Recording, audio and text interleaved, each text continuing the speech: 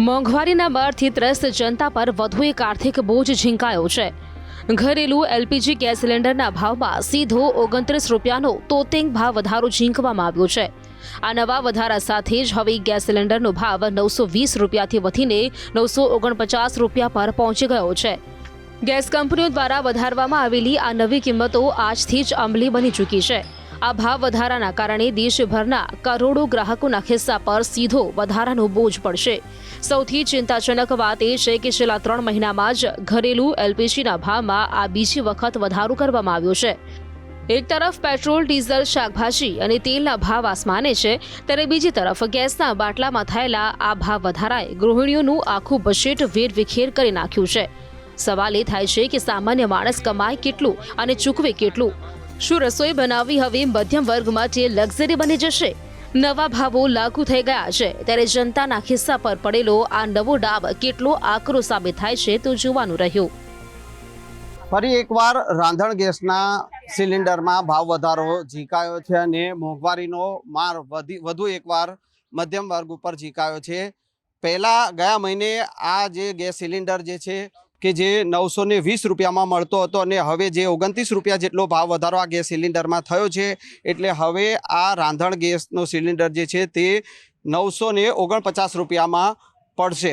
મધ્યમ વર્ગના લોકો જે છે, ગૃહિણીઓ છે, તેઓ આપણી સાથે છે। તેઓ પાસેથી જાણીશું કે જે પ્રકારે તેઓ બજેટ બનાવતા હોય છે અને તેઓનું બજેટ ખોરવાતું જોવા મળી રહ્યું છે। મોંઘવારીનો માર જે છે તે વધુ એકવાર આ જનતા ઉપર પડી રહ્યો છે।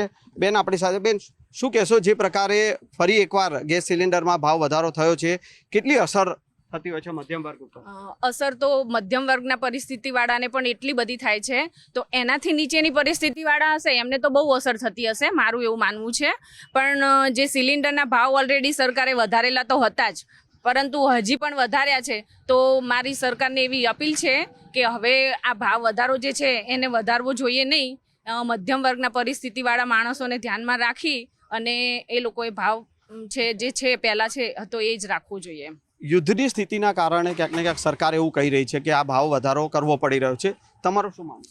ના, યુદ્ધની સ્થિતિ જે ઇન્ટરનેશનલ માર્કેટ પ્રમાણે છે એ બરાબર છે, પણ આમાં શું કે આપણો ખેતી પ્રધાન દેશ છે અને આપણે જીવન જરૂર બધા 70% તો બધા મિડલ ક્લાસમાં જ આવે છે, તો પછી એમને ધ્યાનમાં રાખીને જે જીવન જરૂરિયાતની ચીજ વસ્તુ હોય કે જેમ શાકભાજી, દૂધ ને થોડુંક ટ્રાન્સપોર્ટેશન, એવી રીતે એના એ ભાવ વધારાને થોડો કંટ્રોલ કરી શકાય। કે તમે મોંઘી વસ્તુ હોય કે જે શોખની વસ્તુ હોય એમાં ભાવ વધારો કરો તો બરાબર છે, પણ જે જીવન જરૂરિયાતની વસ્તુઓ હોય અને એક વખત જો ભાવ વધારો થઈ જાય પછી ટ્રાન્સપોર્ટેશન મોંઘું થઈ જાય, દૂધ મોંઘું થઈ જાય, શાકભાજી મોંઘું થઈ જાય, પછી જો સરકાર કદાચ પેટ્રોલના કે કોમર્શિયલના ભાવ ઘટાડે પણ એના ભાવ આજ સુધીમાં ક્યારેય ઘટતા જોવા મળ્યા નથી। એટલે ભાવ વધારો જેવી રીતે થતો હોય એવી રીતે કરીને પણ થોડો કંટ્રોલ કરે તો અમારા જેવા મિડલ ક્લાસને થોડુંક બજેટ બનાવવું સરળ બની જાય। પહેલાં દૂધમાં ભાવ વધારો થયો, ગેસ સિલિન્ડરમાં, પેટ્રોલ, ડીઝલ, તમામ વસ્તુ જે છે ભાવ વધારો થયો છે, કેટલી અસર કરે છે તમારા બજેટ, ગૃહિણીઓ?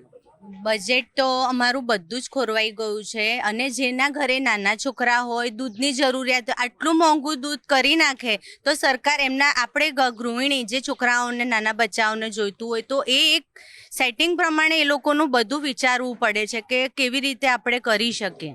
છોકરાઓને ખવડાવવું, પીવડાવવું, ખાવા પીવાની જ વસ્તુમાં એ લોકો આટલો બધો ભાવ વધારશે તો ગૃહિણી ઘર કેવી રીતે ચલાવી શકશે? પહેલાં જે 920 રૂપિયા ચૂકવવા પડતા હતા, હવે 949 રૂપિયા ચૂકવવા પડશે, શું માનો? જે રાંધણ ગેસમાં જે વધારો થયો છે આ 949 હોય, ધીરે ધીરે કદાચ 1000 બી થઈ શકે। એના કરતાં જે મધ્યમ વર્ગથી બી નીચા છે એ લોકોને તો આ રાંધણ ગેસ લેવા માટે ખૂબ તકલીફ પડે, લાઇનમાં ઊભું રહેવું પડે, કાળાબજારી થાય છે। એના માટે સરકારને નમ્ર વિનંતી છે કે રાંધણ ગેસના ભાવ ઘટાડવા જોઈએ। મારું એવું માનવું છે કે સરકારશ્રીએ જે ગેસના બાટલા વધાર્યા છે તે આપણે તો મધ્યમ વર્ગ, પણ મધ્યમ વર્ગથી પણ નીચેની જે છે લોકો, એ લોકોને તો ખૂબ પરિસ્થિતિ આકરી પડે છે, જેના લીધે રાંધણ ગેસથી બધું જ મોંઘું થઈ જાય છે। એના હિસાબે પછી દૂધના બી ભાવ ડબલ કરી દીધા છે, જે નિયંત્રણમાં આવતા જ નથી, આજે સુધી ક્યારેય નિયંત્રણમાં આવ્યા નથી નાખવાના। બિલકુલ, તો એક પછી એક અત્યારે જે રીતે રાંધણ ગેસના સિલિન્ડરમાં જે ભાવ વધારો થયો છે ને એ પહેલાં દૂધમાં પણ ભાવ વધારો થઈ ચૂક્યો છે, શાકભાજી પણ મોંઘું જોવા મળી રહ્યું છે, પેટ્રોલ ડીઝલમાં પણ ભાવ જે છે તે વધી રહ્યા છે અને તેને લઈને ક્યાંક ને ક્યાંક ગૃહિણીઓનું બજેટ ખોરવાઈ રહ્યું છે અને મધ્યમ વર્ગની જે છે તે કમર તૂટી રહી હોય તેવું જોવા મળી રહ્યું છે. કેમેરામેન ખેંગા રાઠોડ સાથે સંજય ટાંક, ન્યૂઝ 18 ગુજરાતી, અમદાવાદ.